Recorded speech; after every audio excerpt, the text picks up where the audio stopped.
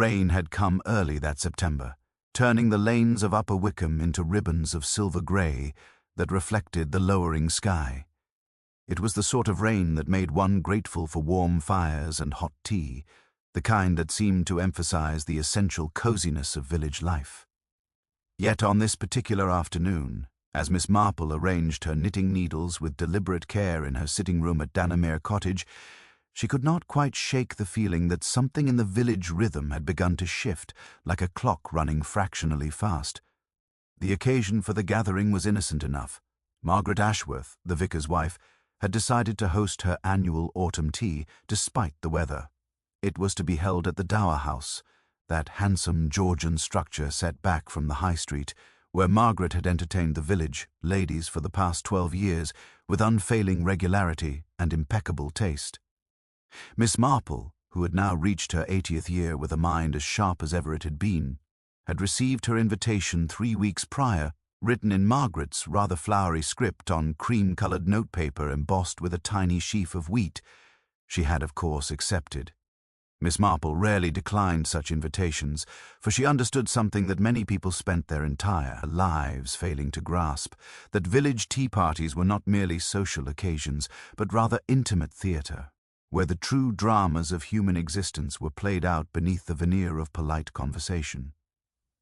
The cucumber sandwiches, the homemade Victoria sponge, the careful arrangement of the best china, these were all merely the scenery against which the real action occurred.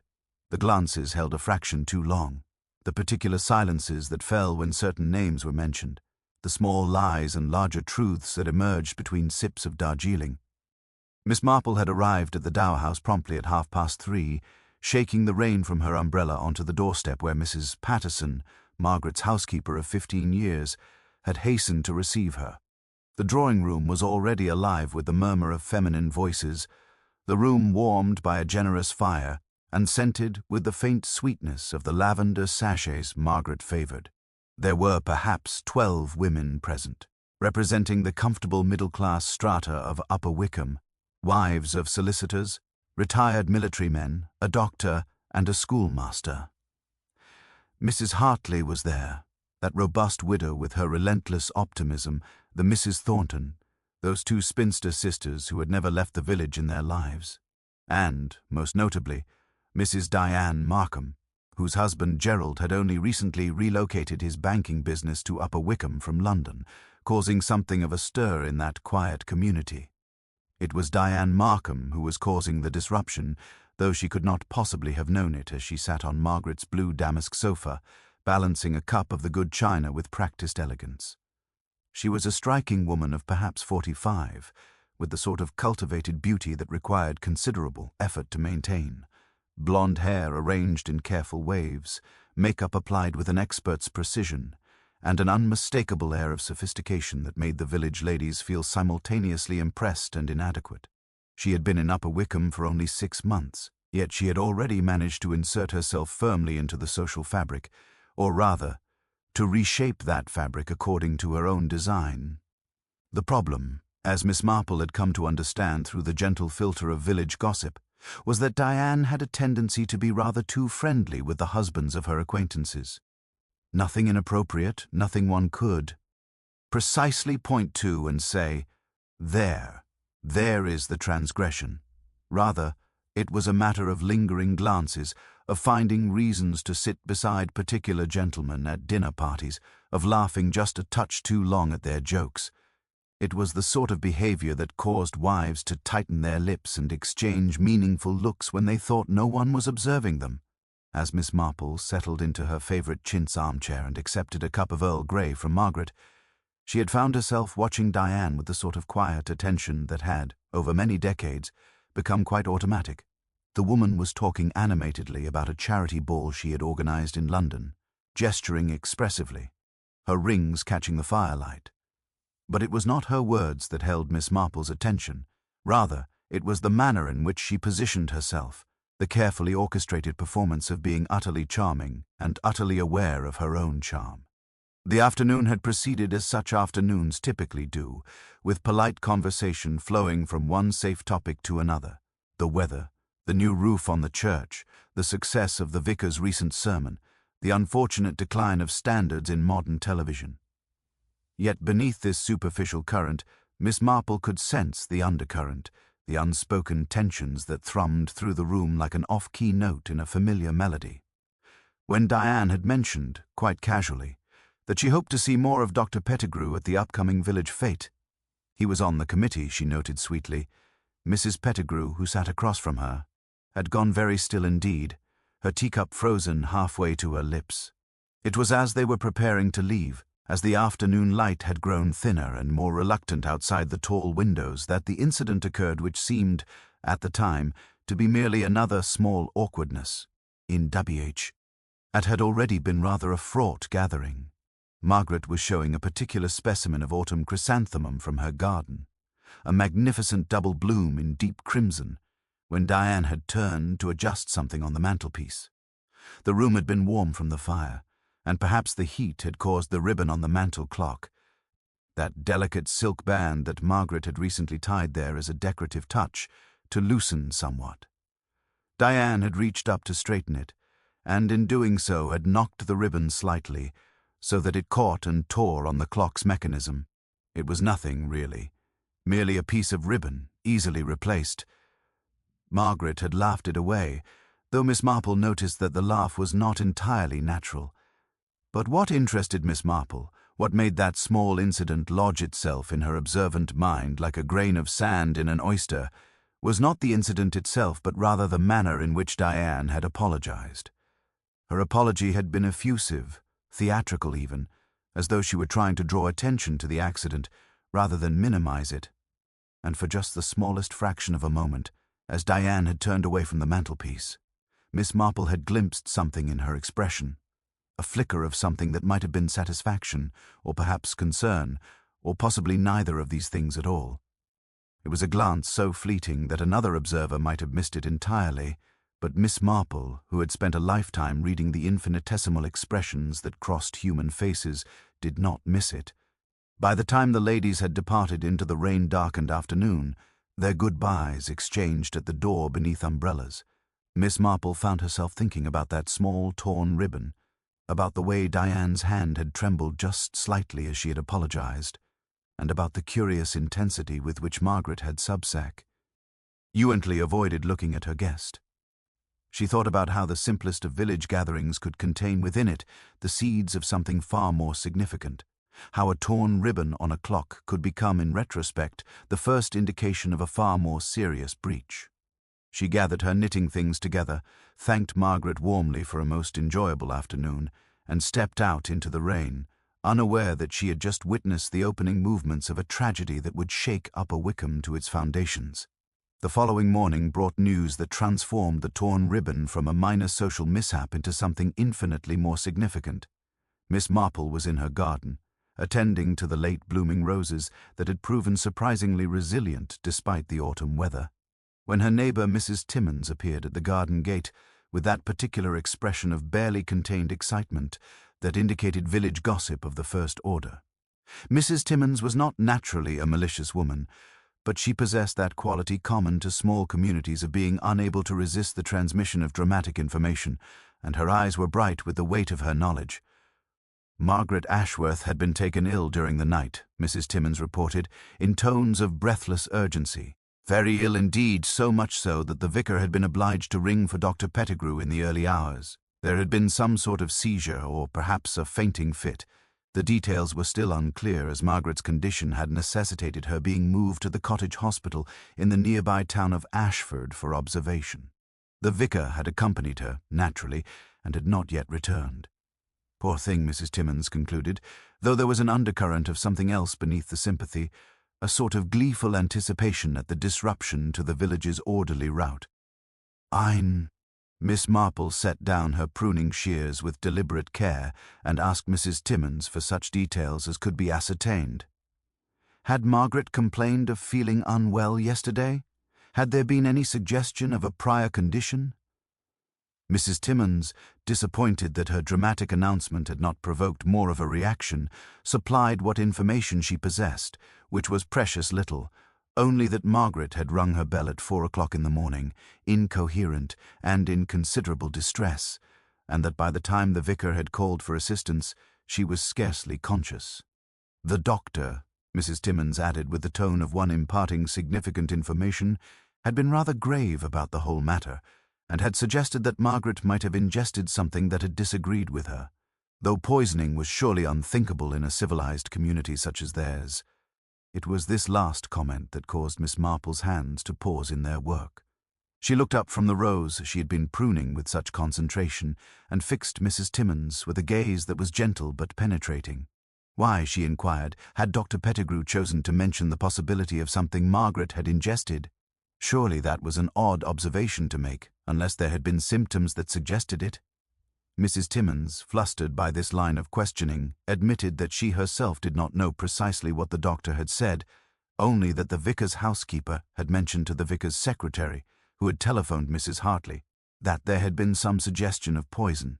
Of course, Mrs. Timmins hastened to add, it was almost certainly a misunderstanding, and Margaret had probably simply eaten something that had disagreed with her constitution. After Mrs. Timmins had taken her leave, with the satisfied air of one who had successfully distributed significant informati. Miss Marple stood for some time in her garden, the pruning shears loose in her hand, considering what she had been told. The torn ribbon on the mantel clock acquired, in her mind, a new significance. She thought about Diane Markham's smile, about the way her hand had trembled, about that flicker of expression that might have been satisfaction.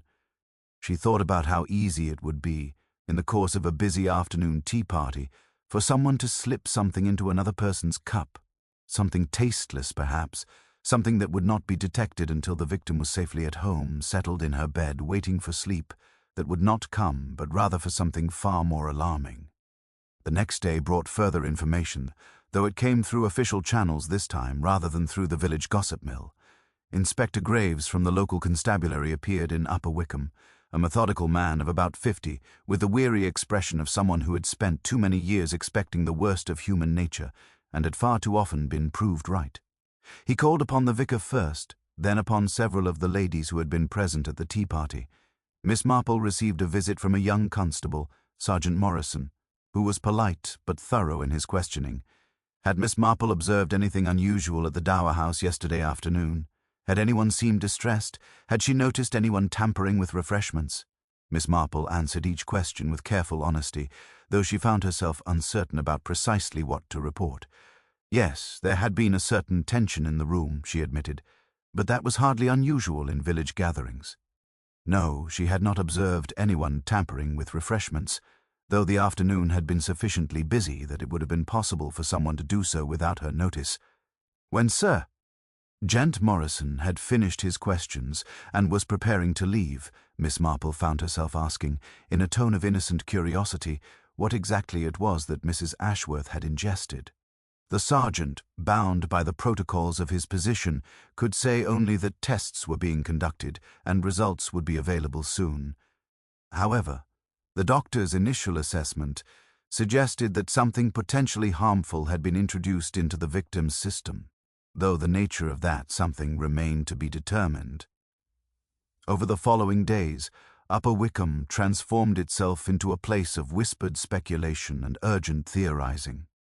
Every conversation seemed to orbit around the question of who might have poisoned Margaret Ashworth and why. The theories circulated with the rapid velocity of village gossip, each new iteration becoming more elaborate and more unfounded than the last. Some suggested that it had been an accident, that something in Margaret's kitchen had become contaminated. Others, with the sort of dark relish that small communities often display when discussing potential crimes, suggested that it had been intentional, but that the intended victim might have been someone else. The teacup had been passed about, after all, before Margaret had drunk from it. One particularly inventive theory, proposed by the Misses Thornton over afternoon tea at Mrs. Hartley's residence, suggested that it had been a warning, an attempt to frighten Margaret rather than to harm her seriously. Miss Marple, who had taken to spending more time in the village than was her custom, listening carefully to these various theories and the manner in which they were presented, began to construct a picture far more complex than the official investigation appeared to be considering. She found herself thinking about the women who had been present at the tea party, about their histories and the IR relationships, about the small resentments and larger disappointments that accumulated in the lives of village ladies. She thought about Diane Markham, who had so carefully positioned herself at the center of village social life, and about the subtle ways in which such positioning could create fractures in established relationships. She thought about Margaret Ashworth, who had always been kind and considerate, but who had also, Miss Marple had come to realize through careful observation, been somewhat naive about the currents of jealousy and resentment that flowed beneath the surface of village society.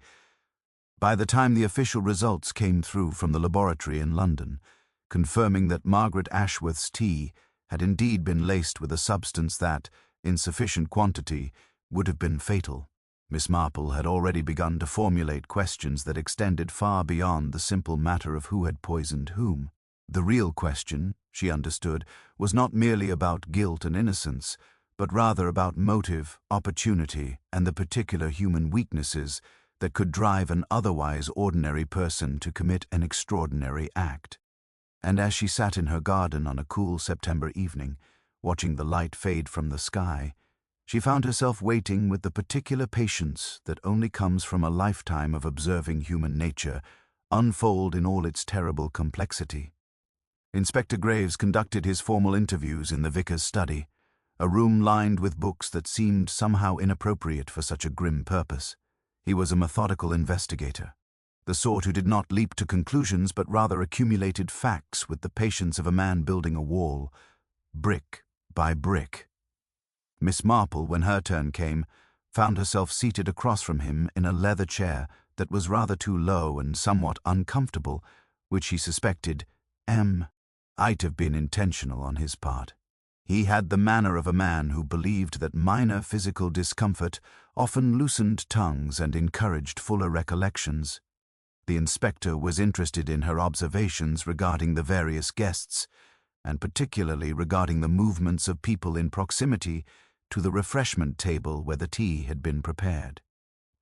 Miss Marple, with the precision that came from decades of careful observation, described the afternoon in meticulous detail. She mentioned how Mrs. Pettigrew had excused herself shortly before tea was served, ostensibly to powder her nose. She noted that Diane Markham had spent considerable time near the refreshment table, though she had claimed to be merely admiring Margaret's silver tea service. She observed that the Mrs. Thornton had been engaged in conversation with Mrs. Hartley for the majority of the afternoon, and could therefore hardly have had the opportunity to tamper with anything. She did not, however, mention the torn ribbon on the mantel clock, nor did she mention the expression she had glimpsed on Diane's face. These things seemed somehow too subtle to articulate to a man who dealt in facts and evidence, rather than in the nuances of human behavior. Inspector Graves listened to all of this with the careful attention of a man taking mental notes, his grey eyes never leaving her face. When she had finished, he leaned back in his chair and asked her a question that seemed, on the surface, to have nothing to do with the matter at hand. In her long years in Upper Wickham, had Miss Marple observed any particular tensions or conflicts between the various residents, any situations where resentment or jealousy might have been harboured? Miss Marple considered this carefully before responding. Villages, she said, were perhaps not so very different from large extended families. People lived in close proximity to one another, and small irritations, when compounded over years, could develop into something more significant. However, she added, serious crimes rarely occurred in such communities unless there were powerful motives, love, money, or the desire to prevent some terrible secret from emerging.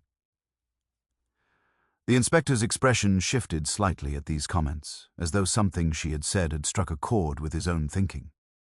He leaned forward and asked, with a directness that suggested he was moving away from standard protocol, whether Miss Marple had any suspicions regarding who might have committed this crime. It was an unusual question for a police officer to ask, and Miss Marple sensed that the inspector, despite his methodical approach, was reaching the limits of what conventional investigation could achieve. She responded carefully, choosing her words with considerable precision. She said that without concrete evidence, suspicion was merely speculation, and that she had always believed that one should not accuse another based upon hunches alone.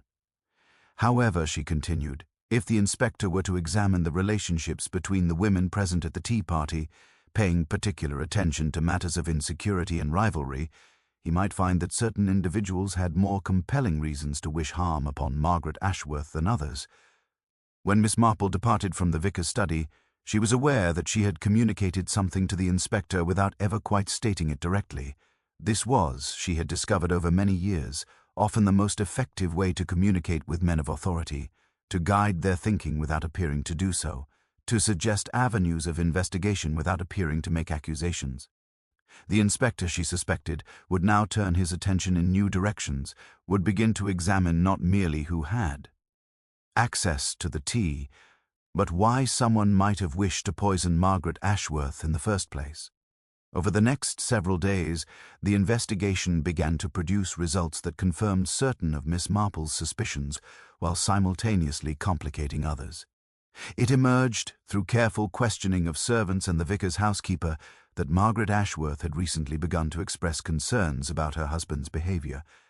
The vicar, it seemed, had been paying rather too much attention to his pastoral duties in the homes of certain female parishioners. More specifically, there had been whispers about his frequent visits to Mrs. Pettigrew's residence, ostensibly to discuss matters relating to the church choir, in which Mrs. Pettigrew held a position of some authority. Dr. Pettigrew, it further emerged, had been away on medical conference during the afternoon tea, which cast considerable suspicion upon his wife, who had been sitting in Margaret's drawing-room at the precise moment when the tea was being poisoned. However, there was another complication that emerged from the investigation, one that proved more interesting to Miss Marple than the matter of the vicar's indiscretions. Diane Markham, it was discovered through discreet inquiries into her past, had previously lived in another county, and in that county, another woman had died under rather mysterious circumstances. That woman, it transpired, had been the wife of a man with whom Diane had been conducting an affair. The death had been ruled as accidental, a fall down the stairs, but certain elements of the case had never been satisfactorily explained. Furthermore, it appeared that Diane had moved to Upper Wickham not merely because her husband had relocated his banking business there, but rather because she and her husband had been asked to leave their previous residence following certain rumors regarding her conduct. When Miss Marple heard this information, which reached her through the inevitable village gossip network, she found herself sitting very still in her drawing-room, her knitting forgotten in her lap. The pattern was beginning to emerge, but it was a pattern more complex and more troubling than a simple matter of poisoning. What she was beginning to perceive was not merely a crime committed out of passion or jealousy, but rather a far more calculated and sinister purpose. She rose from her chair and walked to her window, looking out over the village that had been her home for so many years, and she found herself wondering whether the quiet, orderly world she thought she knew harbored darker currents than she had previously imagined. The next morning brought an unexpected development. Dr. Pettigrew appeared at Miss Marple's cottage door, his professional composure visibly shaken, his hands trembling as he stood on her doorstep.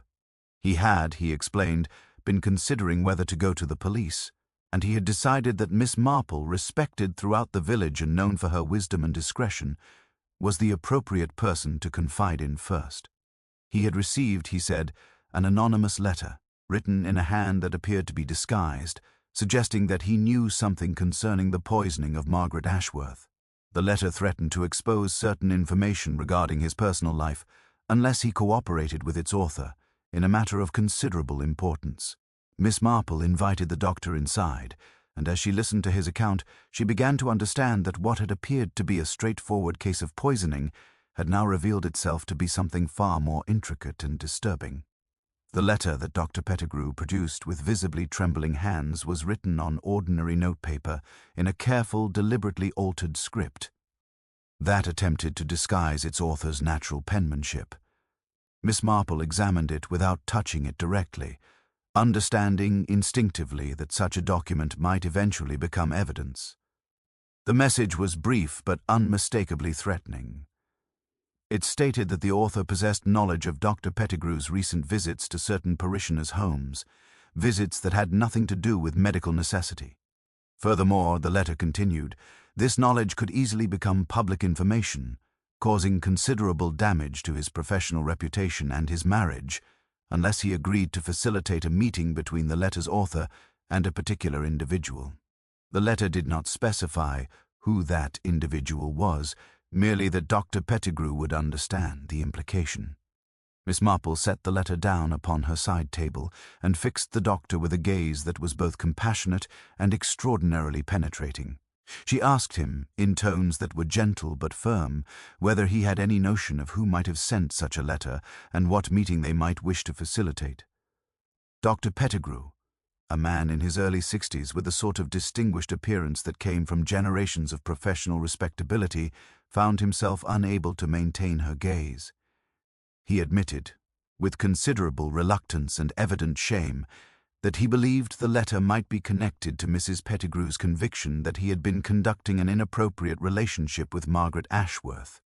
His wife, he explained, had become increasingly suspicious over recent months, had made accusations of infidelity, and had even, at one point, threatened to leave him. The letter, he feared, was somehow an extension of this domestic crisis.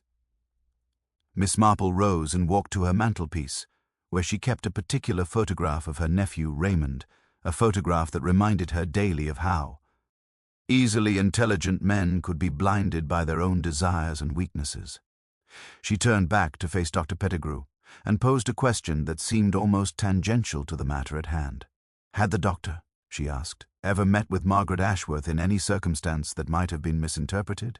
Had there been any occasion where he and Mrs. Ashworth had been alone together, or where their conversation might have been overheard by someone who did not understand its innocent context?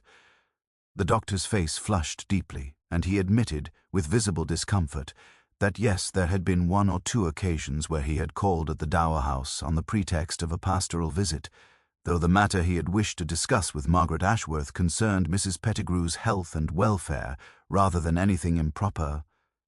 This admission caused Miss Marple to seat herself again, her aged face thoughtful and composed. She explained to Dr. Pettigrew that his account, combined with what she had come to understand about the various tensions within the village, suggested that the poisoning of Margaret Ashworth had not been a crime of passion, but rather something far more calculated and deliberate. The letter he had received was confirmation of this theory. Someone within the community possessed a specific agenda that required Dr. Pettigrew's cooperation, and that person had been willing to poison Margaret Ashworth, knowing that the crime would create sufficient disturbance and confusion to provide cover for whatever scheme they intended to implement. Dr. Pettigrew, she explained, was not the guilty party. Rather, he was being used as an instrument by someone far more dangerous. The doctor rose to his feet with evident agitation, asking what he should do. Should he go to the police? Should he refuse to cooperate with the letter's demands?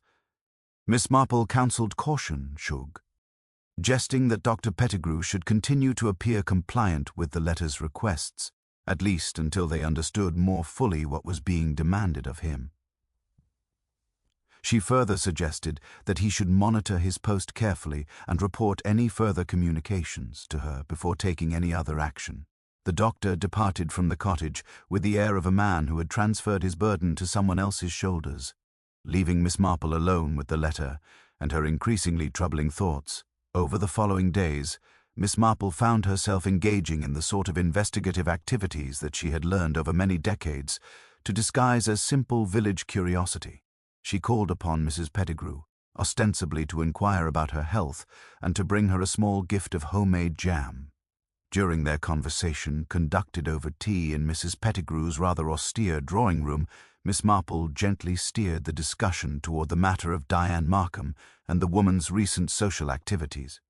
Mrs. Pettigrew, who had clearly been longing for an opportunity to discuss her grievances with someone sympathetic, revealed that she had observed Diane speaking in rather intense tones with her husband at the village fete, and that she had subsequently discovered that Diane had invited the doctor to serve on a charitable committee she was establishing. This, Mrs. Pettigrew opined darkly, was clearly a pretext for securing his attention. Miss Marple also took the opportunity to visit the cottage hospital in Ashford, where she spent an afternoon with Margaret Ashworth, who had recovered sufficiently to receive visitors. Margaret, still somewhat weak but mentally quite alert, expressed her bewilderment at the poisoning and her inability to understand why anyone would wish to harm her. However, during the course of their conversation, Margaret mentioned something that used Miss Marple's attention to sharpen considerably. Diane Markham had visited her the previous day, Margaret said, and had been uncommonly solicitous regarding Margaret's recovery. She had also, quite pointedly, asked whether Margaret remembered anything about the tea party, whether anyone had seemed particularly anxious or upset. When Miss Marple inquired what had prompted such questions, Margaret admitted that she had no clear idea, but that Diane's interest had struck her as rather odd, given that they had not been particularly close friends. By the time Miss Marple returned to her cottage that evening, as the September twilight deepened into darkness, she had begun to perceive the outlines of a scheme far more elaborate and far more sinister than a simple act of poisoning inspired by jealousy or rage. What she was beginning to understand was that Margaret Ashworth's poisoning had been designed to achieve something quite different from her death. It had been designed to cause disruption, to create anxiety, to direct the attention of the police and the village toward questions of morality and infidelity, rather than toward whatever true purpose lay behind the crime. And at the center of this scheme, Miss Marple suspected, stood Diane Markham, a woman whose presence in Upper Wickham was no accident, and whose interest in the village's most prominent citizens extended far beyond the simple desire for social advancement. The real mystery, Miss Marple understood, was not why Margaret Ashworth had been poisoned, but rather what Diane Markham hoped to achieve by creating such turmoil and confusion within the peaceful community. The revelation that Miss Marple had been awaiting arrived on a grey October morning, delivered by a most unexpected messenger. Mrs. Patterson, Margaret Ashworth's housekeeper, appeared at Miss Marple's cottage door with an agitation that was entire. Out of character for a woman who prided herself on maintaining the standards of domestic service. She had come, she explained in hushed and urgent tones, because she felt that Miss Marple, of all the villagers, would understand the significance of what she had discovered. 3 days previously, while cleaning Margaret's study in preparation for her eventual return from the hospital, Mrs. Patterson had found a letter thrust behind one of the desk drawers, a letter that seemed to have been hastily concealed. The letter was addressed to Margaret, but bore no signature, and its contents had so alarmed Mrs. Patterson that she had felt compelled to bring it to someone she trusted. Miss Marple invited the housekeeper inside, and took the letter with careful attention, reading it through twice before setting it down upon her lap. The letter was written in a hand that was educated and controlled, and it contained a confession of a sort, though a confession framed as a warning rather than as an admission of guilt. The writer, whom Miss Marple now felt confident was Diane Markham, though the letter contained no identifying information, informed Margaret that she possessed knowledge of something that Margaret's husband had done, something that had occurred years previously in another county, something that, if revealed, would destroy the vicar's reputation and career. The letter went on to state that the writer had come to Upper Wickham, specifically because she believed Margaret deserved to know the truth about the man to whom she was married. However, the letter continued with an ominous shift in tone. If Margaret did not cooperate with certain arrangements that the writer was planning to propose, then not merely would this information be revealed, but Margaret herself might find herself in considerable danger. Miss Marple looked up from the letter and fixed Mrs. Patterson with a arching gaze. She asked the housekeeper whether she had shown this letter to anyone else, whether she had mentioned it to the police or to the vicar. Mrs. Patterson, wringing her hands with evident distress, admitted that she had not. She had been afraid, she explained, that doing so might cause terrible harm to the vicar if the accusations contained in the letter were true, and yet she had also been terrified by the implicit threat contained in the letter's final paragraph. She had therefore decided to confide in Miss Marple, trusting that the elderly lady would know what ought to be done. Miss Marple assured her that she had done the right thing, and asked that Mrs. Patterson keep the matter in strictest confidence, mentioning it to no one until Miss Marple had had the opportunity to make further inquiries. Once Mrs. Patterson had departed, Miss Marple sat for a considerable time in her study, the letter resting on the small table beside her, her thoughts moving in careful, methodical patterns.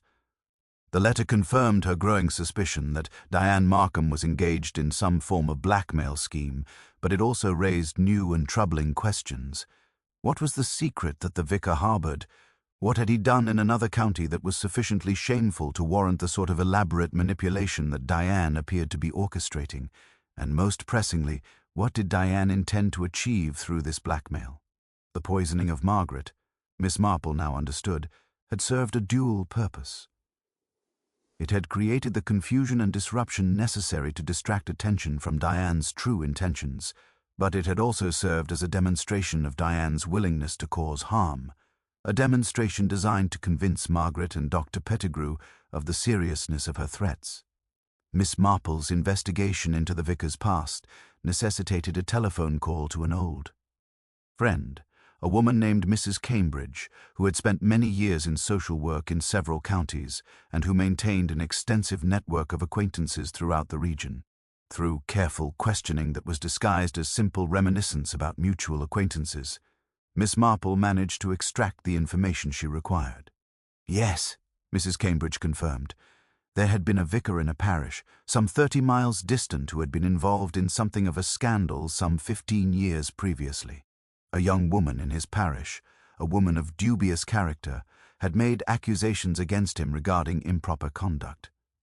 The matter had been investigated but never proven, and the young woman had subsequently left the parish under something of a cloud. The vicar, it seemed, had been moved to a different parish shortly thereafter, and the matter had been quietly forgotten. When Miss Marple inquired whether her friend recalled the name of that young woman, Mrs. Cambridge admitted that she did not recall it precisely, though she believed it had been something beginning with D, Diana, or perhaps Diane. The connection was now unmistakably clear to Miss Marple. Diane Markham, years previously, had made accusations against the vicar when he was serving in another parish. Those accusations, whether true or false, had resulted in his being moved to a new position and a new life. Now, years later, Diane had tracked him down to Upper Wickham and had devised an elaborate scheme of revenge, or perhaps, Miss Marple reflected, a scheme of extortion masquerading as revenge. With this revelation came a new understanding of the pieces of the puzzle. Diane had arrived in Upper Wickham specifically to target the vicar and his wife. She had insinuated herself into village society, had built relationships with various prominent citizens, and had carefully orchestrated a situation in which she company would exert pressure upon multiple individuals simultaneously. The poisoning of Margaret had not been an attempt on Margaret's life, but rather a deliberate act designed to demonstrate Diane's capacity for violence and her willingness to escalate her schemes beyond simple blackmail. The letter to Dr. Pettigrew had been designed to manipulate him into cooperation, to make him an unwitting accomplice in whatever plan Diane had devised. Yet even as Miss Marple formulated this understanding, she found herself confronting a question that troubled her deeply. What precisely was Diane hoping to achieve? Revenge against the vicar was understandable, but poisoning Margaret, blackmailing Dr. Pettigrew, these seemed to go beyond simple revenge. There was something more, Miss Marple sensed, something that she had not yet grasped. She rose from her chair and walked to her window, looking out over the village as darkness fell, and she found herself wondering what final piece of the puzzle she had yet to discover, what ultimate purpose lay behind Diane's careful and methodical manipulation of the people and relationships within Upper Wickham. The breakthrough in Miss Marple's understanding came through an avenue that might have seemed unpromising to a less experienced investigator. She found herself thinking about Gerald Markham, Diane's husband, a man who had thus far remained largely peripheral to the investigations and village gossip surrounding his wife. He was a banker by profession, competent and professional in his manner. The sort of man who attended church services regularly and participated in village social events without ever seeming to truly engage with them. It occurred to Miss Marple that Gerald Markham's very invisibility within the social fabric of Upper Wickham might itself be significant. A man married to a woman as striking and socially ambitious as Diane would ordinarily either be drawn into her schemes or would be visibly uncomfortable with them. Yet Gerald seemed to exist in a state of careful neutrality, neither supporting nor opposing his wife's social machinations. This observation led Miss Marple to undertake a discreet inquiry into the financial circumstances of the Markham household. Through careful conversations with the bank manager in Ashford, conducted under the pretext of seeking investment advice for her own modest savings, Miss Marple was able to ascertain that Gerald Markham's position at his banking establishment was, while secure, not particularly elevated. Furthermore, it appeared that the Markhams' financial situation, while comfortable, was not the picture of prosperity that their social presence in Upper Wickham might have suggested. This financial constraint, combined with the earlier information regarding their departure from their previous residence, suggested a pattern. The Markhams had been asked to leave their previous county because of Diane's behavior. Gerald, it seemed, was a man who was being dragged from place to place by his wife's ambitions and complications. These observations prompted Miss Marple to consider a possibility that had not previously occurred to her. What if Diane's scheme was not merely about revenge or blackmail for its own sake, but rather about financial gain? What if the manipulation of the vicar and Dr. Pettigrew was designed to extract money from them? The poisoning of Margaret would then serve a dual purpose. It would demonstrate Diane's seriousness and willingness to escalate her threats, and it would create the sort of psychological disturbance and anxiety that made victims vulnerable to financial exploitation. Miss Marple found herself compiling a mental list of the vicar's and Dr. Pettigrew's financial circumstances. The vicar, as a man of the cloth, would have limited personal wealth, but he might have access to church funds or might be motivated by fear to make financial sacrifices. Dr. Pettigrew, on the other hand, was a man of considerable means, his medical practice being highly successful and his family having inherited wealth from previous generations. It was this line of reasoning that led Miss Marple to take an action that was, for her, somewhat uncharacteristically direct. She arranged to visit the vicar in his study on the pretext of discussing a matter relating to the church flower rota, a matter that was entirely fabricated but sufficiently plausible to occasion a visit.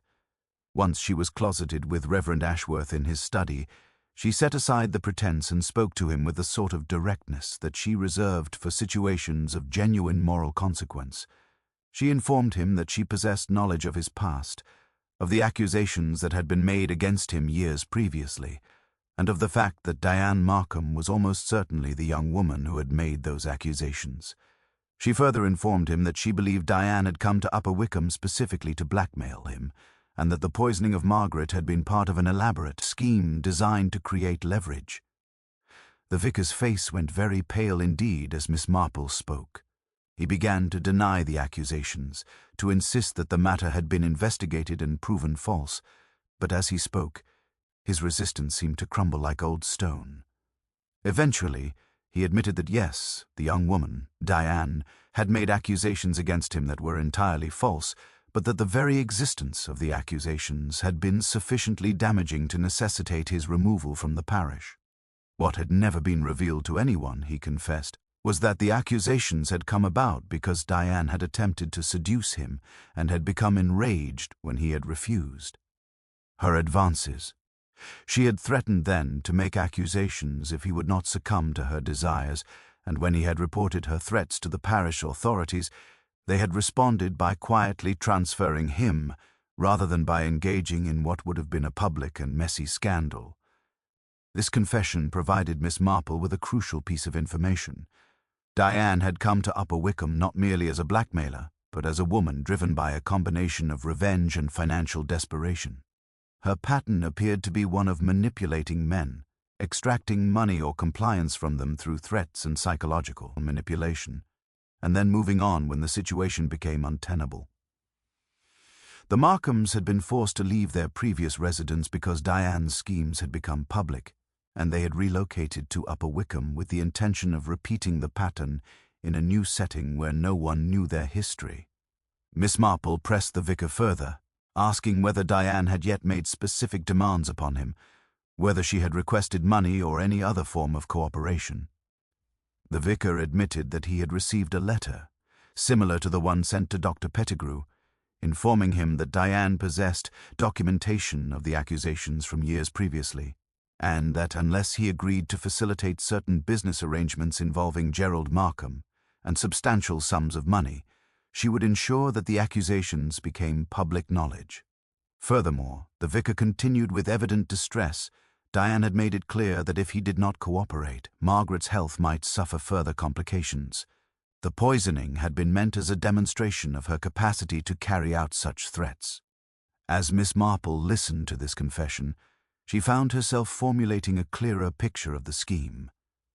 Diane and Gerald, it appeared, were involved in some form of financial irregularity, something that required access to substantial sums of money or to information that could facilitate such access. The poisoning of Margaret had been calculated to terrify both the vicar and Dr. Pettigrew into cooperation. The blackmail letters had been designed to ensure that their cooperation would be absolute and ongoing. And yet, as Miss Marple considered all of these elements, she found herself troubled by a sense that she had still not grasped the complete picture. There remained something missing, some final element that would explain why Diane was taking such extraordinary risks and going to such elaborate lengths. The answer came to her that evening, as she sat in her garden watching the light fade from the sky. She realized that she had been focusing so intently on the question of what Diane wanted to achieve that she had neglected to consider whether Diane might have been acting entirely on her own. What if Gerald Markham was not merely a passive participant in his wife's schemes, but rather the architect of them? What if Gerald, facing financial difficulties or professional reversals, had encouraged or even orchestrated his wife's manipulations as a means of extracting money from prominent village citizens? Miss Marple found herself considering whether the poisoning of Margaret might have involved Gerald's knowledge and consent, and whether the two of them had been working in concert all along, with Diane serving as the public face of the scheme, while Gerald remained hidden behind the scenes, controlling the ultimate objectives. Inspector Graves received Miss Marple's summons with the careful courtesy that he had come to extend toward her over the course of the investigation.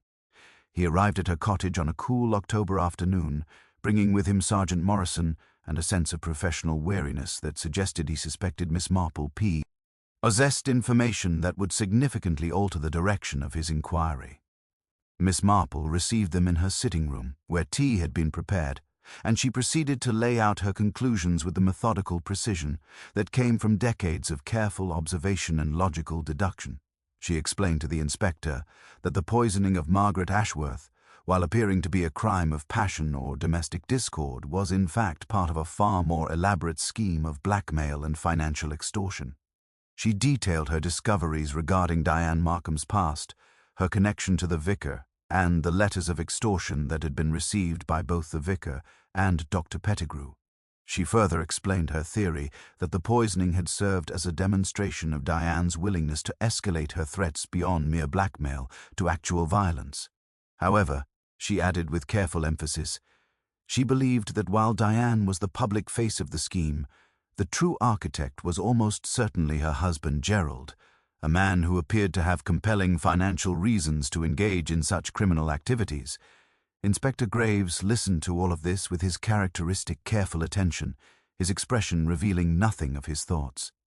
When Miss Marple had finished, he set down his teacup and posed a question that demonstrated he had understood the deeper implications of her analysis. If Gerald Markham was indeed the architect of this scheme, he asked, what precisely was the ultimate objective? Blackmail and extortion, while serious crimes, did not typically involve the risk of poisoning unless the perpetrators were either extremely desperate or pursuing something of considerable value. What was it that Gerald Markham hoped to gain that would justify taking such risks? This question, while straightforward, caused Miss Marple to pause and to admit that while she had formulated a theory regarding the mechanics of the crime, the ultimate objective remained somewhat unclear to her. She suspected that it involved the manipulation of substantial sums of money, but the precise mechanism by which such funds were to be obtained remained obscure. It was at this point that Sergeant Morrison interjected with information that he had been holding in reserve. Through careful investigation of Gerald Markham's financial records, with appropriate warrants obtained from the magistrate, the police had discovered that Gerald appeared to be embezzling funds from his employer's accounts. Furthermore, the amounts involved were substantial, approximately £50,000 over a period of several months. If this embezzlement were discovered, Gerald would face not merely dismissal, but potential criminal prosecution. The significance of this information struck Miss Marple with considerable force. Gerald Markham was not merely a man engaged in blackmail, he was a man fleeing from the consequences of his own financial crimes. The scheme involving the vicar and Dr. Pettigrew was not designed to extract money for purposes of enrichment, but rather to facilitate Gerald's escape. By leveraging the secrets and vulnerabilities of prominent village citizens, Gerald and Diane were attempting to secure the funds necessary for them to disappear before the embezzlement was discovered. The poisoning of Margaret had been designed to create sufficient chaos and confusion to distract attention from Gerald's financial irregularities, at least long enough for him to make good his escape with the proceeds of his extortion scheme. Inspector Graves rose to his feet with the air of a man whose investigation had suddenly acquired new clarity and new urgency. He informed Miss Marple that he would be taking immediate steps to apprehend Gerald Markham and to search the Markham residence for evidence of both the blackmail scheme and the preparation for flight. He further instructed Sergeant Morrison to arrange for the arrest of Diane Markham on charges related to the poisoning of Margaret Ashworth and the sending of extortionate letters. As the inspector was preparing to leave, Miss Marple asked him one final question. Had his investigation into the poison itself revealed anything of significance? What substance had been used, and had its source been traced? Inspector Graves paused at the doorway and turned back to face her. The poison, he explained, had been a relatively uncommon substance, one that required either considerable knowledge of chemistry or access to specific sources. The investigation had narrowed the field of possible suppliers, and preliminary inquiries suggested that the poison had been purchased under a false name approximately 3 weeks before the tea party. The purchasing location had been a chemist's shop in the neighboring town of Ashford, a shop that served a wide clientele and where the proprietor might not recall specific transactions. However, the description of the woman who had made the purchase matched Diane Markham in several particulars. This purchase, Inspector Graves concluded, would provide firm evidence of Diane's involvement in the poisoning and would support charges of attempted murder in addition to the charges of extortion. Miss Marple watched from her window as the police vehicles departed from the village, their purpose now clear to anyone who cared to observe them. Within an hour, the village erupted into the sort of frenzy of gossip and speculation that such dramatic events inevitably provoked.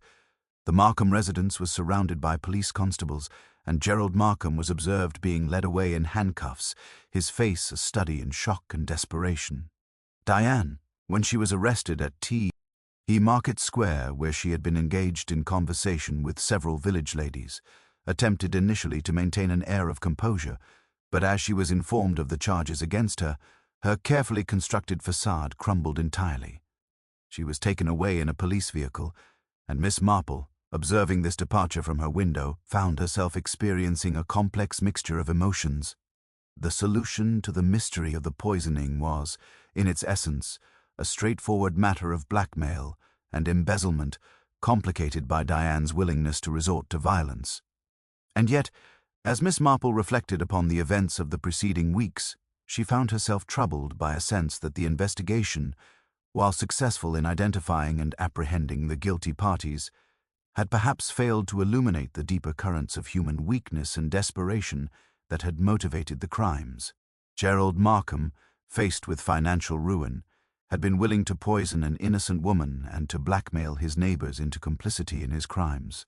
Diane, driven by a combination of revenge and financial desperation, had been willing to escalate her schemes from simple seduction and blackmail to attempted murder. These were not the actions of inherently evil individuals, but rather of people whose weaknesses and desperation had led them down a path from which retreat became progressively more difficult and more unthinkable. By evening, as the village settled into an uneasy quiet, Miss Marple found herself sitting in her drawing room with Inspector Graves, who had returned to thank her for her assistance and to provide her with a more complete account of the investigation's conclusions. He explained that both Gerald and Diane had been remanded in custody pending trial, and that the evidence against them was substantial.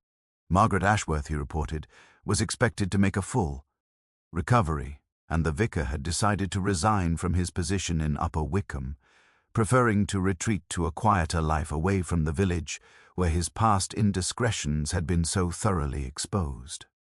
Dr. Pettigrew, by contrast, had determined to remain in the village, his reputation, if anything, enhanced by his status as a victim of the blackmail scheme. The week following the arrests brought a peculiar sort of calm to Upper Wickham, the kind of stillness that follows a violent storm when the air itself seems to be holding its breath. Inspector Graves had departed the village, his investigation ostensibly complete, leaving behind only the aftermath of disruption and the slow process of community recovery. Yet Miss Marple, sitting in her garden on a crisp October morning, found herself troubled by a lingering sense that the investigation, while superficially satisfactory, had perhaps not fully addressed all of the questions that the case had raised. It was this unease that prompted her to take an action that was somewhat uncharacteristic for her in its directness. She arranged a private interview with Diane Markham, who was being held in the county jail pending her trial. The request was unusual, and it required considerable effort to obtain the necessary permissions from both the police and the prison authorities. However, Miss Marple's reputation as a woman of discretion and wisdom, combined with the fact that Diane's legal representation had raised no objection to the meeting, eventually secured the necessary approval. On a grey Tuesday afternoon, Miss Marple found herself seated across from Diane Markham in a small visiting room, separated from her by a table that seemed to embody the gulf between their respective positions in life. Diane's appearance had altered considerably in the brief interval since her arrest. The carefully maintained blonde waves had been replaced by hair that hung limply around her face. The makeup was gone, revealing a countenance that appeared simultaneously younger and infinitely more haggard. Yet her eyes retained a certain sharpness, a quality of defiant intelligence that suggested that imprisonment had not dimmed her mental acuity. When she saw Miss Marple, a complex expression flickered across her face, part recognition, part resentment, and part something that might have been respect. Miss Marple began the conversation by informing Diane that she had not come to gloat or to pass judgment, but rather because she had come to believe that there were aspects of the case that remained inadequately understood. She expressed her belief that while the facts of the crime were clear, the poisoning, the blackmail, the embezzlement, the motivations that had driven Diane to participate in such schemes remained somewhat obscure. She further suggested that Diane herself might wish to provide her own account of events, if only to ensure that the historical record reflected something more nuanced than the simplified narrative that the police investigation had produced. Diane initially maintained a posture of hostile silence, but as Miss Marple continued to sit quietly across from her, making no demands and asking no direct questions, something within the younger woman appeared to shift. Perhaps it was the realization that Miss Marple harbored no personal animosity toward her. Perhaps it was the recognition that speaking to an elderly woman who would soon be gone from the world carried less weight of consequence than speaking to the authorities or to her legal counsel.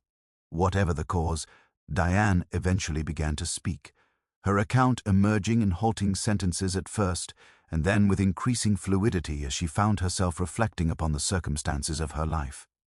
Diane explained that her initial encounter with the vicar years previously had not been the simple matter of a rejected seduction that the official record suggested. Rather, she had been a vulnerable young woman who had believed herself to be in love with a man in a position of authority, a man who had encouraged her affections and who had engaged in certain physical intimacies with her before abruptly withdrawing and denying that any such intimacy had occurred. When she had threatened to reveal what had happened, the church authorities had responded not by investigating her claims, but by removing the vicar to another parish, and subsequently forcing Diane herself to leave the community. Years of bitterness and shame had followed, years during which she had felt herself to be not merely a victim but an erasure, a woman whose experience had been deemed inconvenient and therefore denied. When she had encountered the vicar in Upper Wickham, quite by accident, her initial intention had been merely to confront him, to force him to acknowledge what he had done. However, as she had observed his comfortable life, his respected position, his devoted wife and secure circumstances, something within her had hardened. The injustice of it had struck her with fresh force. that he had moved forward, had built a respectable life, while she had been left bearing the psychological scars of his betrayal. The idea of revenge had begun as a vague fantasy and had gradually crystallized into a plan. It was at this point that Gerald had become involved, not as an instigator, but as someone who had recognized that Diane's scheme could potentially serve his own purposes. Gerald, Diane explained, had been facing financial ruin for some time. He had made poor investments, had become entangled in business arrangements that had proven disadvantageous, and had begun to embezzle from his employer's accounts in a desperate attempt to recover his losses. He had known that discovery was inevitable, that he and Diane would eventually be forced to flee. When Diane had revealed her plans regarding the vicar, Gerald had seen an opportunity. By leveraging the vulnerabilities of prominent village citizens through blackmail, they could accumulate sufficient funds to disappear entirely, to establish themselves in some distant location where their past would not follow them.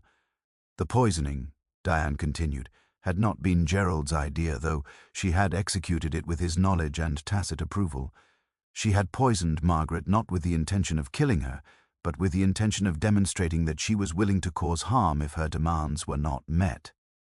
The particular substance she had used was one that she had researched carefully, one that would cause severe distress and illness, but that was unlikely to be fatal in the relatively small quantity she had administered. Her hope had been that the poisoning would terrify both the vicar and Dr. Pettigrew into immediate compliance with her demands, that they would provide the money she and Gerald required without further resistance or delay. Miss Marple listened to all of this with the careful attention of someone weighing testimony, though her expression remained non-committal. When Diane had finished her account, Miss Marple posed a question that seemed almost casual, but which was, in fact, central to her understanding of events. Had Diane felt any genuine remorse for poisoning Margaret Ashworth? Had she considered the possibility that the poison might have proven fatal, that she might have committed murder rather than mere assault? Diane's response was hesitant, as though she were grappling with a question that she had not previously permitted herself to confront directly. She admitted that yes, there had been moments of fear and doubt, moments when she had wondered whether she had miscalculated regarding the dosage. She acknowledged that Margaret Ashworth was an innocent woman who had done nothing to deserve harm. Yet, Diane continued with a note of defiant bitterness, Margaret had benefited from a system that protected men like the vicar and that discarded women like Diane. Margaret had lived a comfortable life built upon her husband's reputation and position, a reputation that was built, in Diane's view, upon a foundation of lies and abuse. In poisoning Margaret, Diane had perhaps been striking not at an individual, but at a system that she perceived as fundamentally unjust. Miss Marple rose from her chair, and Diane understood that the interview was concluded. As Miss Marple was preparing to depart, she paused and turned back to face the younger woman one final time. She acknowledged that the vicar's treatment of Diane had been wrong, that the institutional response to her claims had been inadequate and unjust. However, she continued, the path that Diane had chosen, the path of revenge and criminality, had merely compounded the original injustice rather than remedying it. Margaret Ashworth would carry the physical and psychological scars of the poisoning for the remainder of her life. The vicar's wife and family had been traumatized by the revelations regarding his past conduct, and Diane herself had sacrificed her freedom and her future in pursuit of a revenge that could never truly satisfy the wound that had been inflicted upon her years previously. The trial of Diane and Gerald Markham took place in November, in the assize court of the county town, presided over by a judge of considerable experience and evident gravity regarding the nature of the crimes under consideration. Miss Marple attended the proceedings, seated in the public gallery, observing with her characteristic attention to detail not merely the legal arguments being presented, but the manner in which various witnesses comported themselves when testifying. The prosecution's case was methodical and comprehensive, presenting the evidence of embezzlement, the testimony of the chemist who identified Diane as the woman who had purchased the poison, and the analysis of the poison itself that confirmed its presence in the tea served at Margaret Ashworth's residence. The defense counsel, a woman of considerable skill named Miss Hartwell, attempted to construct an argument that emphasized the desperation underlying the Markhams' crimes rather than their premeditation. She presented evidence of Gerald's financial difficulties, of his mounting debts and his increasing despair. Regarding his ability to recover his position, she emphasized Diane's traumatic history, presenting testimony from a physician regarding the psychological damage that could result from sexual abuse and institutional betrayal. She further attempted to characterize the poisoning as a desperate act of intimidation rather than a calculated attempt at murder, emphasizing that Diane had carefully measured the dose to ensure that it would cause illness rather than death. However, the prosecution's rebuttal was devastating in its effectiveness. The prosecutor, a man named Mr. Thornton with a reputation for meticulous preparation and incisive questioning, systematically dismantled the defense's characterization of the crimes as desperate improvisations. He presented evidence demonstrating that the poison had been purchased weeks in advance of the tea party, suggesting careful planning rather than impulsive action. He highlighted the deliberate nature of the extortion letters, each one carefully crafted to maximize psychological pressure on its recipient. He further emphasized that the poisoning had been accompanied by explicit threats of future harm, transforming what might have been characterized as a single desperate act into part of a larger pattern of calculated intimidation and violence. The testimony of Margaret Ashworth, delivered from the witness stand with evident difficulty, provided the trial with its most emotionally powerful moment.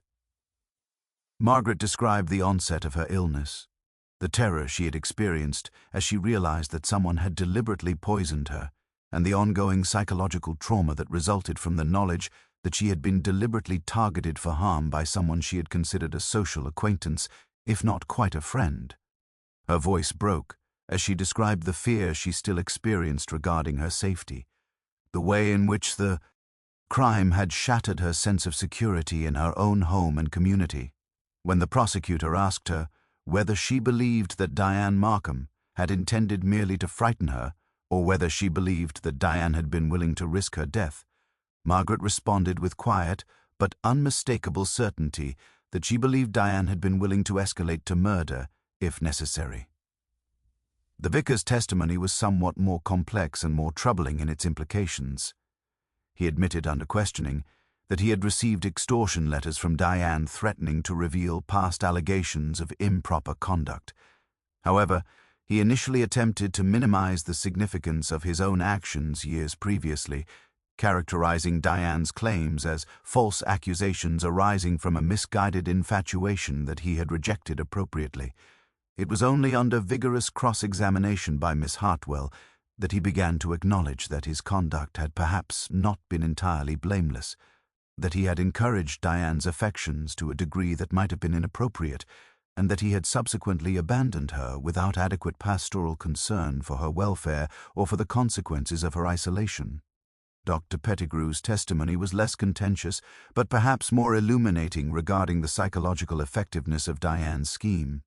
He described the terror he had experienced upon receiving the extortion letter, his fear for his wife's safety and his marriage, his growing conviction that Diane was willing to cause serious harm to achieve her objectives.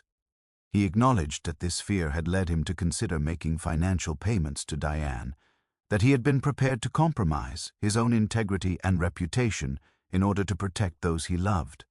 His testimony provided a powerful illustration of how effectively blackmail operated by targeting not merely the victim, but our loved ones and their deepest vulnerabilities. The trial continued for 5 days, during which a picture emerged of two individuals who, while guilty of serious crimes, were not cartoon villains motivated by simple malice but rather complex human beings whose circumstances and psychological wounds had led them to commit acts that they themselves might have found unthinkable in other circumstances. This nuance did not, however, result in leniency from the judge. Both Diane and Gerald were convicted on all counts, Gerald on charges of embezzlement and conspiracy to commit extortion, Diane on charges of attempted murder, poisoning, and conspiracy. The judge's sentencing was severe. Gerald received 12 years imprisonment and Diane received 10 years, with the understanding that both sentences reflected the gravity of the crimes and the circumstances of their commission.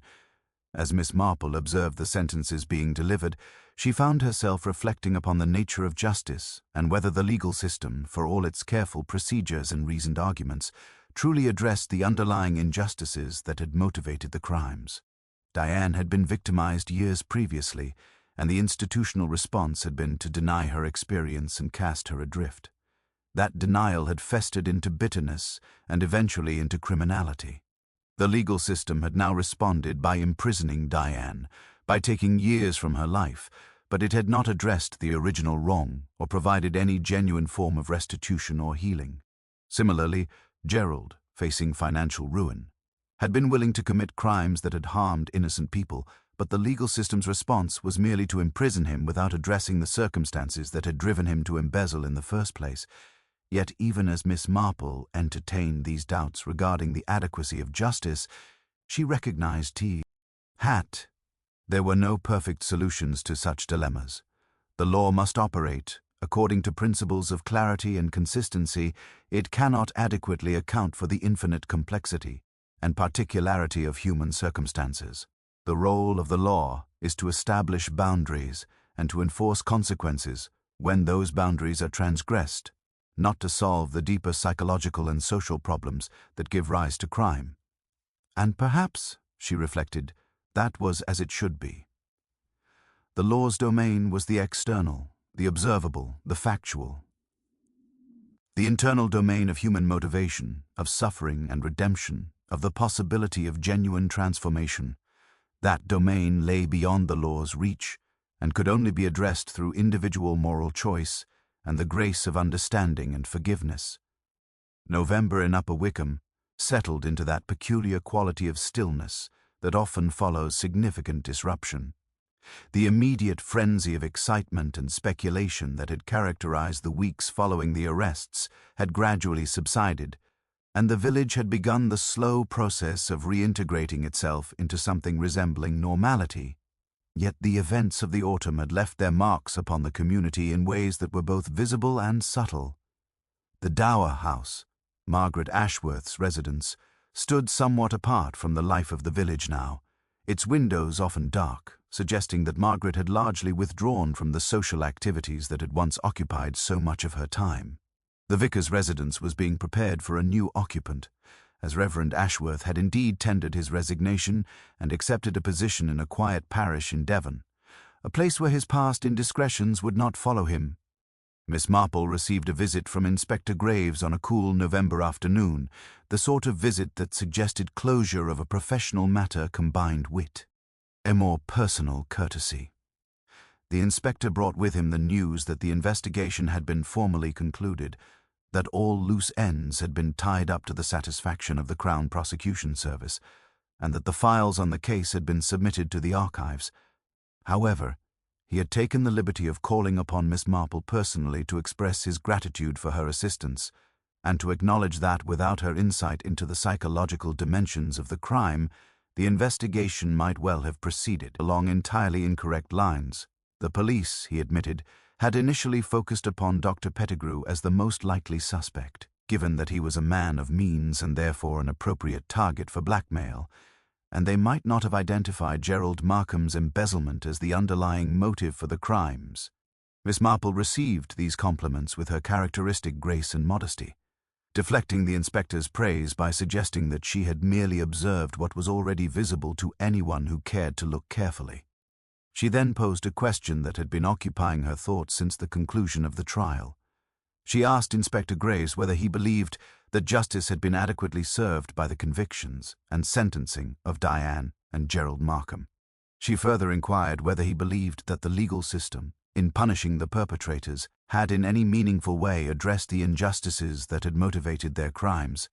The inspector, clearly unprepared for such philosophical questioning, paused for a considerable time before responding. He acknowledged that he had spent many years in law enforcement and had come to understand that justice, as administered through the legal system, was an imperfect instrument.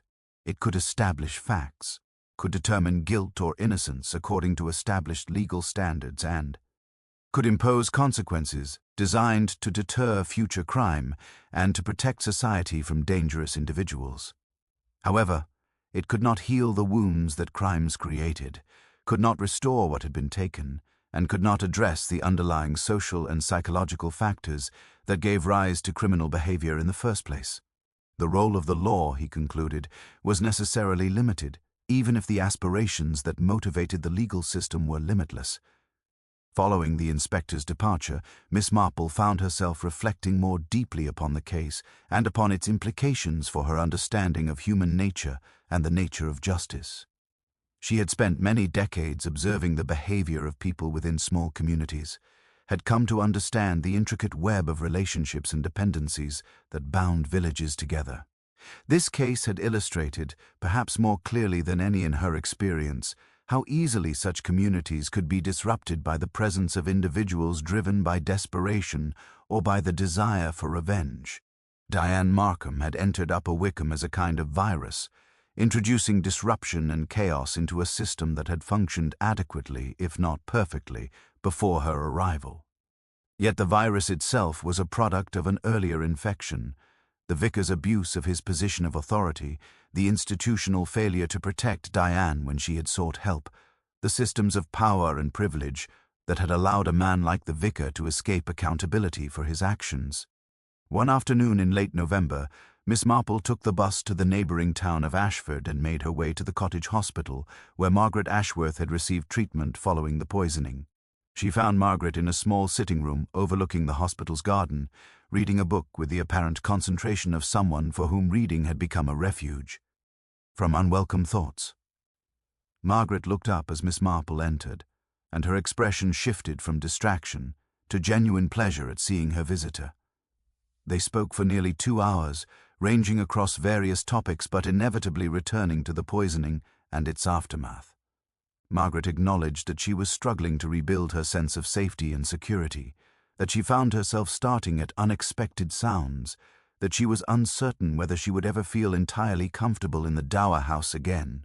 She further acknowledged that learning about her husband's past conduct, about the allegations that had been made against him, and the manner in which the church had responded to those allegations, had shaken her confidence in her own judgment and in the reliability of the world as she had understood it. She had believed herself to be married to an honourable man, and she had discovered that honour was considerably more complicated and more conditional than she had previously supposed. Miss Marple, listening to Margaret's account, found herself moved by the younger woman's vulnerability and her willingness to confront difficult truths about both her husband and the institutions in which she had placed her trust. She asked Margaret whether she believed that she could forgive the vicar for his past conduct, whether she believed that their marriage could survive this revelation.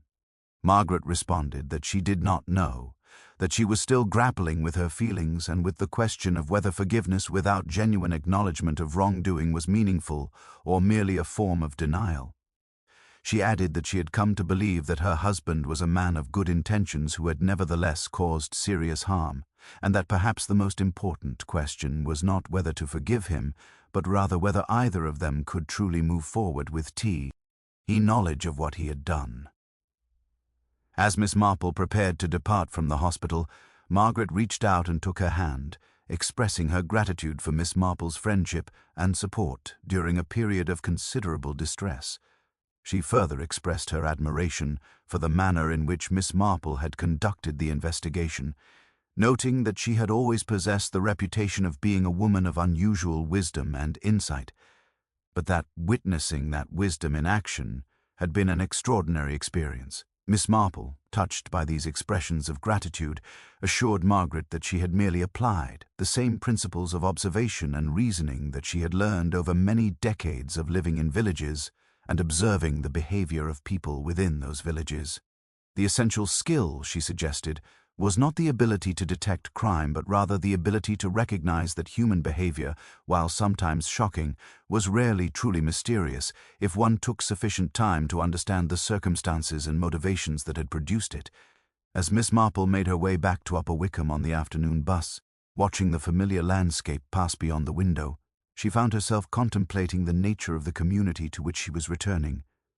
Upper Wickham would recover from this disruption, would gradually resume its patterns of daily life, would incorporate these events into its local history and folklore. Yet something fundamental had shifted. Miss Marple understood. The village's sense of its own safety and security had been breached. The assumption that one could know and trust one's neighbors had been complicated by the revelation of hidden depths and hidden dangers lurking beneath the surface of ordinary social interaction. In time, Miss Marple suspected, the village would reconstruct its sense of security, would develop new narrati. Vast that allowed it to believe once again in the essential goodness of its community and its people. But that reconstruction would necessarily be different from what had come before, would be informed by the knowledge that safety was never absolute, that trust was always conditional, and that even in the most peaceful of villages, darkness could flourish if the conditions were appropriate.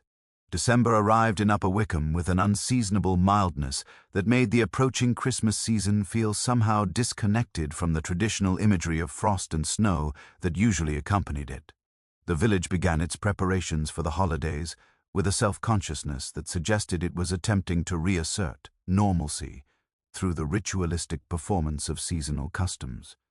The church was decorated with holly and ivy.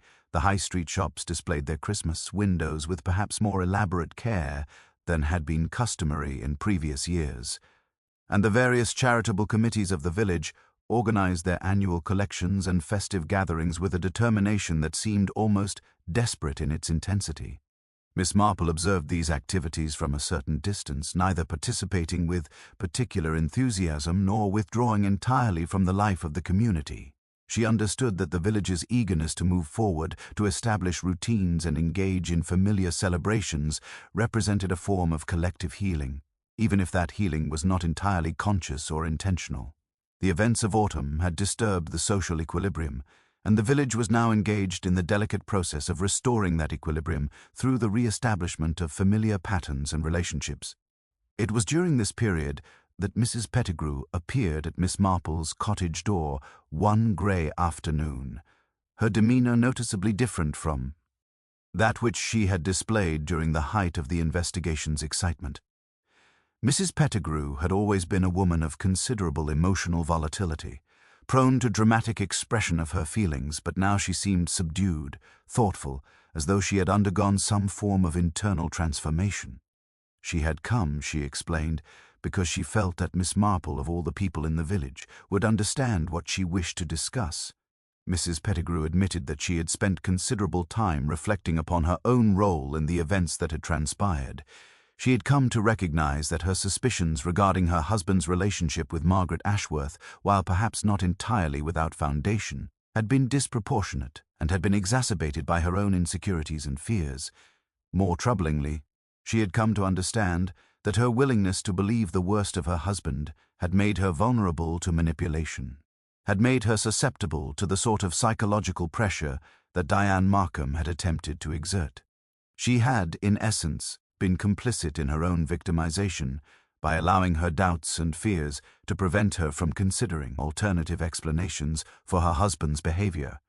Furthermore, Mrs. Pettigrew continued, she had begun to question the manner in which she had responded to Diane Markham during the social gatherings that had preceded the poisoning. She had been aware at some level that Diane was engaging in behavior that could be characterized as flirtatious toward various village gentlemen, and she had attributed this behavior to a character flaw in Diane, to a fundamental lack of propriety and decency. Yet she had not considered the possibility that Diane might be a woman who was struggling with her own demons, who might be driven by motivations more complex than simple malice or immorality. She had judged Diane according to the standards of village respectability without considering that Diane's behavior might itself be a symptom of deeper wounds and struggles. Miss Marple listened to these reflections with evident sympathy, and she offered Mrs. Pettigrew tea while suggesting that perhaps the most important recognition was the one that Mrs. Pettigrew had already achieved, the recognition that human behavior was rarely as simple as it appeared on the surface, that judgments made according to conventional standards of propriety often obscured more than they revealed.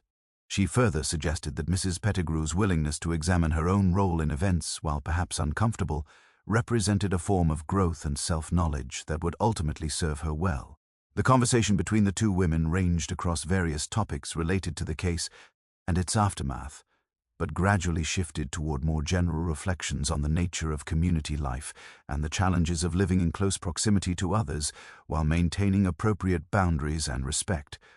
Mrs. Pettigrew eventually departed from the cottage with an apparent sense of greater peace than she had possessed upon arrival, and Miss Marple found herself reflecting upon the manner in which crises, while destructive in their immediate impact, could sometimes precipitate the kind of self-examination and personal growth that might not otherwise occur. In the weeks that followed, Miss Marple observed subtle shifts in the social dynamics of Upper Wickham. The rigid hierarchies and unquestioned assumptions that had previously characterized village social life appeared to be undergoing gradual modification. People spoke to one another with a slightly greater circumspection, with a somewhat increased awareness that appearances could be deceiving, and that those who appeared most respectable might harbor hidden complications. Yet simultaneously there was evidence of increased compassion and understanding, as though the community's exposure to the darker aspects of human nature had generated a corresponding recognition of the universal vulnerability and frailty that bound all people together. Dr. Pettigrew, having chosen to remain in Upper Wickham despite his status as a victim of blackmail, found himself occupying a somewhat different social position than he had previously held. Previously, his status had been primarily one of professional authority and respectability. Now that status had been complicated by his public vulnerability, by the knowledge that he too had been subject to fear and manipulation, that he too possessed weaknesses and anxieties. Yet rather than diminishing his standing in the community, this revelation appeared to have humanized him in the eyes of his patients and neighbors, making him seem less like an untouchable professional figure and more like a fellow member of the community struggling with the complexities of ordinary life. Miss Marple found herself thinking frequently about Diane Markham, now serving her 10-year sentence in a women's prison some 30 miles distant. She had received no communication from Diane since the trial, nor had she attempted to initiate any. Yet she could not entirely release Diane from her thoughts, could not entirely dismiss her from consideration as merely a criminal to be punished and then forgotten. Diane represented, in Miss Marple's understanding, a particular form of tragedy. A woman who had been victimized by the systems designed to protect her, who had been driven by the pain of her victimization to inflict pain upon others, and who was now being punished for the crimes that had arisen from her own wounding. Whether Diane herself recognized this pattern, whether she understood the manner in which her own victimization had created the conditions for her criminality, Miss Marple could not know. But she found herself hoping that in time Diane might come to such understanding that the years of her imprisonment might provide the opportunity for reflection and growth rather than merely for bitterness and resentment. As Christmas approached and Miss Marple made her preparations for the season, her modest decoration of her cottage, her contributions to the village charitable collections, her attendance at the various festive gatherings that continued throughout December, she found herself settling into a state of reflective calm. The case of the poisoning had been resolved. The guilty parties had been punished. Justice had been served according to the standards of the legal system. Yet in her own mind, Miss Marple recognized that the resolution was more complex and more ambiguous than such simple formulations suggested. The case had illuminated not merely the crime but the fragility of community life, the manner in which disruption could spread through systems that appeared stable and orderly, the ways in which individuals could be driven to extraordinary acts by combinations of desperation, pride, and wounded pride. It had also demonstrated, she reflected, the continuing possibility of understanding, of compassion, of growth, even in the aftermath of betrayal and tragedy. The final section of the broken ribbon on the mantel clock, a Miss Marple mystery, follows, on a cold January morning, as the new year had settled into its established routines and the Christmas season had become merely a memory. Miss Marple received an unexpected letter. It arrived in the ordinary post, bearing a prison postmark, and was addressed in a careful, deliberate hand that Miss Marple recognized as belonging to Diane Markham. She set aside her morning correspondence and opened the letter with tea. A sort of careful attention, that suggested she had been half expecting it, as though some part of her understanding of human nature had prepared her for the possibility that Diane would eventually feel compelled to communicate. The letter was surprisingly lengthy, suggesting that Diane had given considerable thought to what she wished to convey. She began by acknowledging that Miss Marple had visited her in prison, that their conversation had remained with her throughout the months since their meeting, and that she had come to understand certain truths about herself and her actions that she had previously been unwilling to confront. Diane wrote that the years of imprisonment had provided her with the opportunity for reflection that her life of constant motion and manipulation had never permitted. She had begun to recognize that her victimization by the vicar, while real and while genuinely damaging, did not justify the harm she had inflicted upon Margaret Ashworth, that revenge pursued through violence could never truly address the wound that had been inflicted upon her. More significantly, Diane wrote, she had come to understand that in poisoning Margaret, she had essentially repeated the pattern of victimization that she herself had experienced. Just as the vicar and the institutional authorities had used their power to silence and discredit her, she had used her knowledge and her willingness to cause harm as instruments of power against those who were vulnerable to her manipulation. She had become, in essence, a perpetrator of the same form of abuse that she herself had suffered, and this recognition had been more painful to her than imprisonment itself. She expressed her hope that in time, through some process of genuine rehabilitation and transformation, she might eventually become something other than the woman she had been, a woman driven by bitterness and the desire for revenge. But she acknowledged that she possessed no certainty regarding whether such transformation was possible. Diane's letter concluded with an expression of gratitude toward Miss Marple for her willingness to listen, to observe, and to see beyond the simple narratives of guilt and innocence toward the more complex human stories that underlay criminal behavior. She expressed her hope that Miss Marple might, from time to time, remember her not merely as a criminal, but as a human being struggling with the consequences of her own wounds and her own choices. It was, Miss Marple reflected as she set the letter down, perhaps the most honest and self-aware communication that Diane had produced since the entirety of the investigation and trial. Miss Marple chose not to respond to Diane's letter, understanding that the letter itself represented a form of communication from Diane to herself, a reflection and acknowledgement that required no external response. Instead, she filed the letter away among her personal papers, where it would remain as a testament to the possibility of understanding and growth, however limited or incomplete that growth might ultimately prove to be. In the months that followed, Upper Wickham gradually settled into what appeared to be a restored state of normalcy. Margaret Ashworth, having recovered physically from the poisoning, eventually began to re-engage with village social life, though her participation was quieter and more circumscribed than it had been previously. The vicar's departure had been followed by the arrival of a new ecclesiastical authority, a younger man who brought with him different perspectives and approaches to pastoral care. Dr. Pettigrew remained in the village, his practice continuing to flourish, and his status as a victim of blackmail having, somewhat paradoxically, enhanced rather than diminished his reputation and his standing within the community.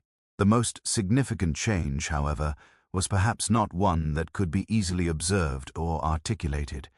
It existed rather in the collective consciousness of the village, in the subtle manner in which people interacted with one another, in the slightly increased circumspection with which they approached their relationships and their judgments of one another. The village had been forced to confront the reality that darkness and complexity could exist beneath the surface of respectability, that individuals could be driven to extraordinary actions by circumstances and motivations that were not immediately apparent. This knowledge, while uncomfortable, had also generated a corresponding increase in empathy and understanding, a recognition that everyone within the community carried within them the potential for both good and ill, and that circumstances and choices could direct that potential in one direction or another. Miss Marple, as she approached the end of her 80th year, found herself reflecting upon the case with the perspective that came from having observed human nature across many decades and many circumstances. She had come to understand that the poisoning of Margaret Ashworth had not been an aberration, a disruption of an otherwise ordered and peaceful community, but rather an illumination of dynamics and tensions that had always existed within Upper Wickham but that had previously been hidden beneath the surface of social convention. The crime had not created the conditions that gave rise to it, rather it had revealed those conditions, had made visible what had previously been obscured. She thought frequently about Diane Markham, and about the tragic arc of a woman's life that had been damaged by betrayal and then further damaged by her own choices in response to that betrayal. She thought about the vicar, a man who had abused his position, and had then spent years in denial and avoidance of the consequences of that abuse, only to be forced in the end to confront what he had done. She thought about Gerald Markham, a man whose financial ambitions had exceeded his ethical constraints, who had been willing to poison an innocent woman in pursuit of his escape. And she thought about Margaret Ashworth, a victim not merely of poisoning, but of her own naive faith in the goodness of those around her. Yet she also recognized that these individuals were not uniquely evil or uniquely flawed, but rather representatives of universal human tendencies and weaknesses. Everyone possessed within themselves the capacity for self-deception, for the rationalization of harmful behavior, for the subordination of others' welfare to one's own desires or fears. The question was not whether such tendencies existed, but rather what circumstances and choices would activate them, would transform potential into action, would translate internal conflict into external harm. On a clear February morning, as the village prepared for the approaching spring, Miss Marple sat in her garden observing the first green shoots emerging from the earth, the visible manifestation of renewal and regeneration. She understood that this too was part of the pattern that she had observed throughout her long life, the capacity of communities and of individuals to recover from disruption, to move forward, to rebuild. The case of the poisoning would remain in the village's memory, would become part of its local history and folklore, but it would not define the village permanently. In time, new events would occur, new dramas would unfold, new mysteries would require investigation and resolution. The essential patterns of human behavior would continue to repeat themselves, clothed in different circumstances, but governed by the same fundament. Laws of psychology and motivation. Miss Marple picked up her knitting, needles clicking in their familiar rhythm, and allowed her mind to settle into the comfortable patterns of observation and reflection that had sustained her throughout her long life. She had learned, through decades of careful attention to the dramas unfolding within small communities, that evil rarely announced itself with fanfare or obvious markers. Rather, it emerged gradually from the intersection of human weakness, circumstance, and opportunity. The response to such evil must therefore be grounded not in judgment or condemnation, but in understanding, not in the search for punishment, but in the recognition of the conditions that gave rise to harmful behavior.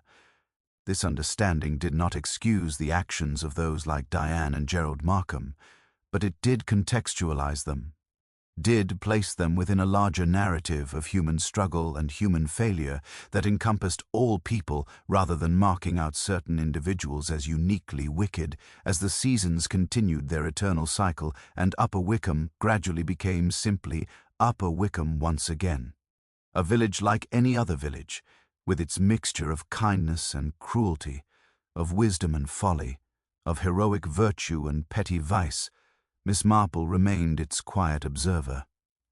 She continued her visits to the village, her participation in its social events, her careful attention to the subtle dramas that unfolded within it.